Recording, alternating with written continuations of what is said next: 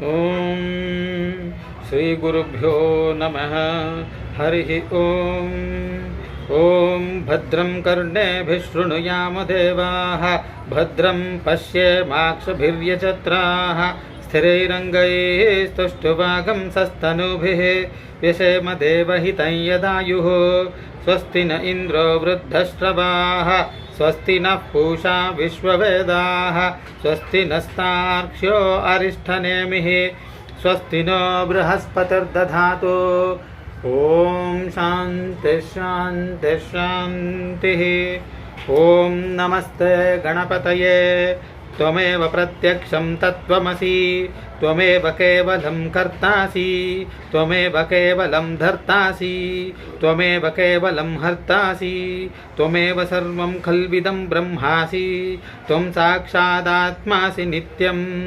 ऋतं वच्मि सत्यं वच्मि, अवत्वं माम् अववक्तारम् अवश्रोतारम् अवधातारम्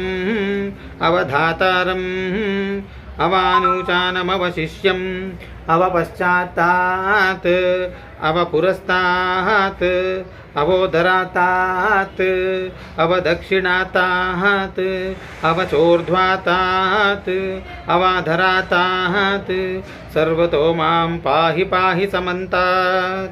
त्वं वाङ्मयस्त्वं चिन्मयः, त्वमानन्दमयस्त्वं ब्रह्ममयः, त्वं सच्चिदानन्दाद्वितीयोऽसि, त्वं प्रत्यक्षं ब्रह्मासि, त्वं ज्ञानमयो विज्ञानमयोऽसि। सर्वं जगदिदं त्वत्तो जायते, सर्वं जगदिदं त्वयि सर्वं जगदिदं तत्त्वत्तिष्ठति, सर्वं जगदिदं त्वयि लयमेष्यति, सर्वं जगदिदं त्वयि प्रत्येति।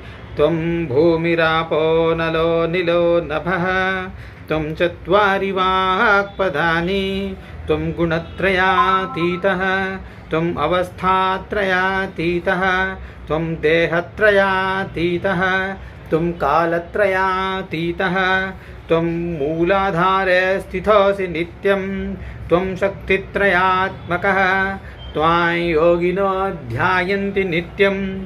त्वं ब्रह्मा त्वं विष्णुस्त्वं रुद्रस्त्वमिन्द्रस्त्वमग्निस्त्वं वायुस्त्वं सूर्यस्त्वं चन्द्रमास्त्वं ब्रह्मभूर्भुवस्वरो। गणादें पूर्वमुच्चार्य वर्णादेस्तदनन्तरम् अनुस्वारः परतरः अर्धेन्दुलसितं तारेण रुद्धम्।